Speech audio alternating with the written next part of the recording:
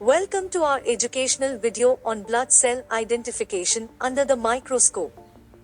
In this video, we will explore the fascinating world of blood cells and learn how to identify and distinguish different types of blood cells under a microscope. To begin, let's take a closer look at what makes up our blood.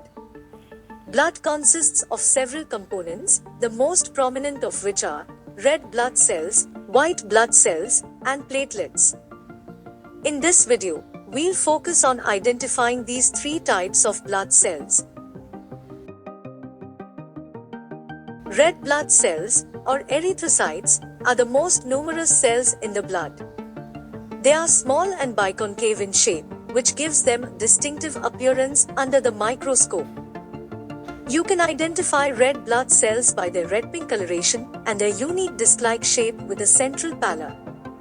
The central pallor should be 1/3 of its diameter. Their main function is to transport oxygen from the lungs to all parts of the body. White blood cells, or leukocytes, are an essential part of our immune system. Most of them are larger than RBC and have a nucleus, which is visible when observing them under a microscope. There are 5 types of white blood cells, aka WBC.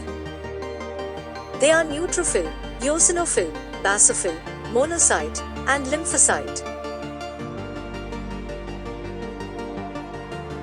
And last but not the least, platelets, also known as thrombocytes, are the smallest of the blood cells. They are not complete cells but rather fragments of larger cells called megakaryocytes.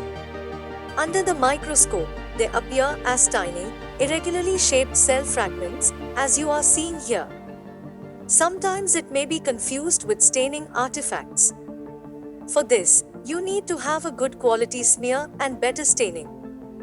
They are dark blue or violet in color, and the outer margin is not well outlined. Hope today's video will help you at least a bit in that journey. Happy exploring and learning, and good day.